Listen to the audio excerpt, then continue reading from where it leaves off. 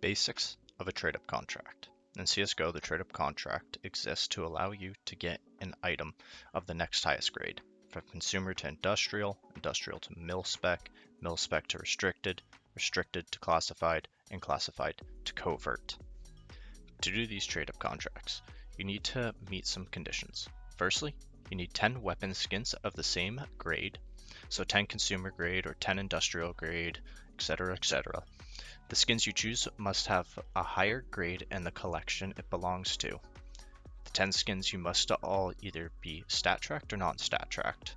You can't use 5 stat tracked and 5 non-stat tracked in a trade-up contract. You also can't use 10 souvenir skins, and before anyone asks, no, you can't trade up to a knife or souvenir dragon lore. Okay, so the first theory on how the trade-up contract worked. Every input was weighed the same at 10%. This was the chance that the skin collection was chosen per each skin. An example of this would be using 9 sawed-off full stops and 1 SSG filigree. Sawed-off having 90% of the inputs would have a 90% of the outputs. Only had one output, the Pit Viper. Now, the SSG has 1 input and 3 outputs, the MP9, Nova, and MAC-10.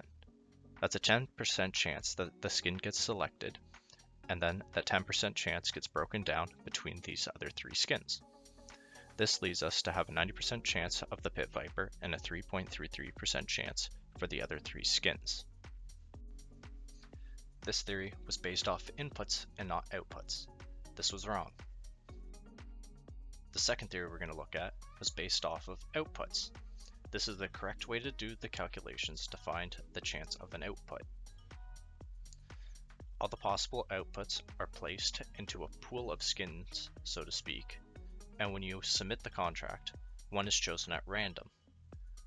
To calculate the possibility of a desired skin being chosen, you must divide the amount of times that that skin appears in the pool by the total number of skins in the pool. If we go back to the earlier example of 9 sawed-offs and 1 SG, we can see that the sawed-off has 9 outputs from its 9 inputs, and the SSG has 3 outputs for its 1 input. The total pool size is 9 plus 3, which is 12. The Pit Viper's chances of dropping is 9 over 12, or 75%. The MP9, Nova, and MAC-10 are all at a chance of 1 over 12, or 8.33%. Float values are the difference between making profit and losing money when doing the trade-up contract. Floats can range anywhere from 1 to 0, with 1 being the most scratched up, banged up, damaged skin that you can get, and 0 being a freshly painted skin with little to no wear. The float value can also be read as 0% to 100% wear. To calculate the float of an output, you first need all the input float values. You need to find the average of all these, or the sum of the float values divided by 10. Next, you need to find the float range of the desired outcome. CSGOstash.com, good website to find all the float ranges. The formula for calculating the float value is the average float multiplied by the difference between the max and minimum float values, and to add the minimum float value. For example, we have a float range of 0.1 to 0.5, with an average float of 0.5. First, we find the difference, which is 0.4. Next, we multiply 0.4 by our average float of 0.5 to get 0.2. Next, we add our lower float bound of 0.1. Now we have the output float of 0.3. Now, how to make this profitable? Using a spreadsheet is the easiest way to do a lot of the calculations to find the average profit from many of these trade-ups. Firstly, you need to find a collection you want to trade up to, and a filler collection that is cheaper to buy and has less skins in the grade above that you want to trade up to. If you remember, we're using the second theory that depends on outputs for these trade-ups, so less bad outputs is the goal to get profit. There's a trade-off though. The more expensive skins you use, the less profitable this becomes. You're going to want to open a spreadsheet and in the first column fill out from 0 to 9 as shown. This is the amount of filler skins.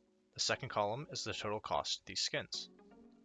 The third column is the amount of desired outcome skins with its total cost of skins to the right in the fourth column. The fifth column is the total cost of both skins added together. The sixth column is the chance of the filler skins. It has one output in this table. The seventh column is the chance of the desired outcome. The inputs have 3, each with the percentage chance shown.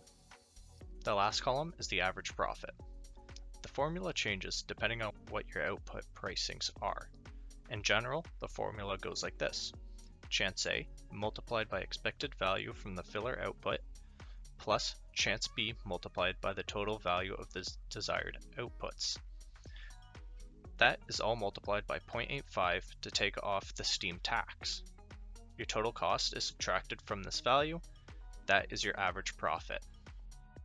Now the table is showing me I should use 4 skins with my desired output skins and 6 filler skins if I want to maximize profit at $2.36 on average. But through the law of large numbers, I could do this straight up with 2 to 6 desired outcome skins and make a profit doing it. Now here is me doing this straight up with 8 filler skins and 2 desired outcome skins 3 times. Unfortunately, I did not capture my reaction to these straight ups. Now the straight up is using 8 full stop sawed-off shotguns and 2 mil-spec canal collection guns. With these, you need an average float of 0.13 to get the desired outcome of factory new canal restricted skins. This can be extremely profitable if you land on the canal skins constantly. When you use 8 full stop sawed-off shotguns and 2 mil-spec canal collection skins, you end up having a 57% chance of getting a pit viper and a 14.29% chance of getting one of the 3 canal collection restricted skins. Just want to say thank you for watching, and I don't know what to do for a closer. Bye!